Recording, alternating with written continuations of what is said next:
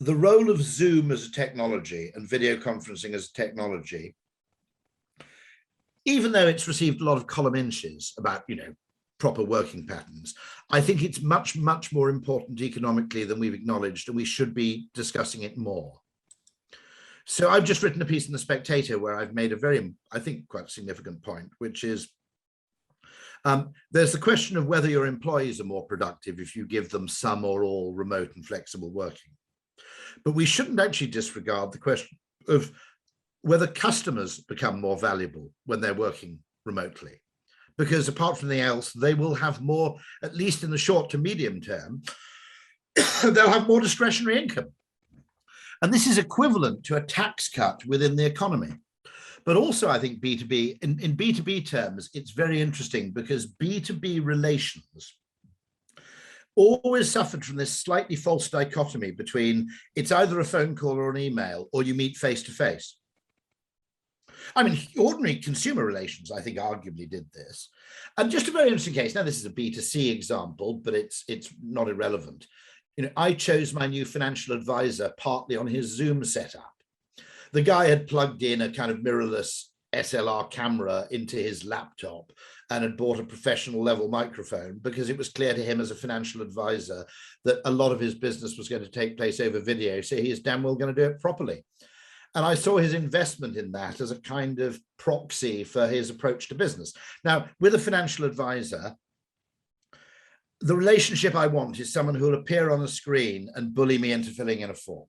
Okay, I don't necessarily want him to outperform the market spectacularly. What I do want him to do is to bully me into being in the market in the first place. Okay, and one of the things I noticed is I don't want a phone call. I don't want an email. I don't want someone sending me a load of electronic forms that I have to spend an hour filling in. But at the same time, I don't want a guy who says you have to be home at 7 o'clock so your wife and I can both meet you. That's too much of an imposition. And this halfway house between awareness and giving up half a day to explore a potential business relationship. The fact that there's now a stepping stone between the two seems to me, and there's a stepping stone between going to a conference for 3 days and actually watching a talk. I mean, the whole conference and exhibition industry is going to be completely reinvented. If there's any business to be in, it's the conference and event streaming business at this moment. And it's extraordinarily important, I think, to the conduct of any business in this space. And we're not spending enough time talking about the potential opportunities. In a very, very simple level, during lockdown, I lead a very international existence to begin with, but during lockdown, interestingly, the number of conversations I've had with mainstream continental Europe hasn't really changed at all. Frankfurt, Paris, that sort of stuff. The number of conversations I've had with both, funnily enough, the Balkans and Scandinavia has gone up inordinately. The number of conversations I have with Australia, New Zealand, Canada has gone up by a factor of 10. The United States, particularly US outside New York, has gone up by a factor of 20. Okay. And then there are a load of countries like actually Botswana, Namibia, and Kenya, where it's literally gone up infinitely. It was very unlikely I'd visit those places more than twice in my life, and during those visits, I'd probably meet 8 people. Well, now it's possible. In fact, it's no different arranging a meeting with Kenya or Namibia than arranging a meeting with someone elsewhere in London. That's a really big deal, and nobody's talking about it. I mean, not nearly enough. I mean, as Ogilvy, we should reinvent our business from being a handshaking business to a broadcasting business to a large extent. Agreed. You think that COVID definitely showed us that we need to embrace openly like technology and all that's coming with it?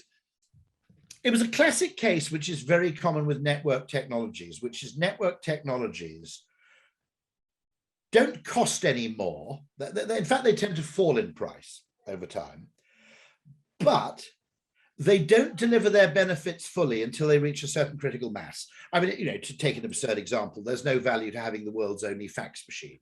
If only 10 people in the world have a fax machine, you don't know any of them.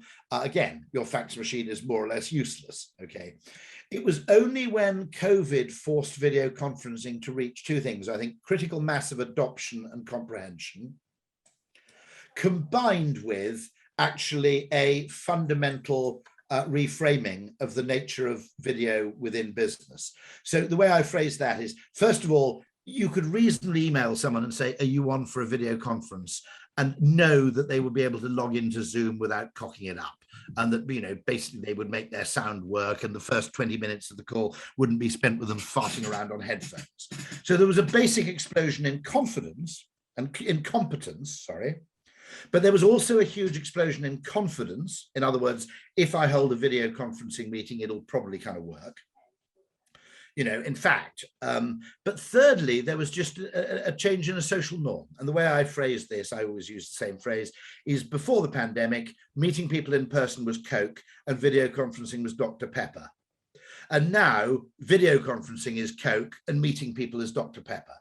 You know, it's the default behavior. You know, if you think about it, one of the huge advantages enjoyed by Coke is that you can recommend it, ask for it, you know, order it anywhere in the world. One, you assume they'll have it, okay?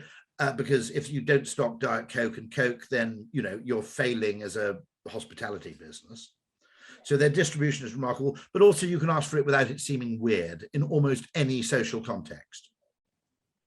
You know, you don't go into a cafe and ask for champagne. You don't go into a Michelin-starred restaurant and ask for, you know, Fanta forest fruits flavor, okay? But you can ask for Coke in any of those settings.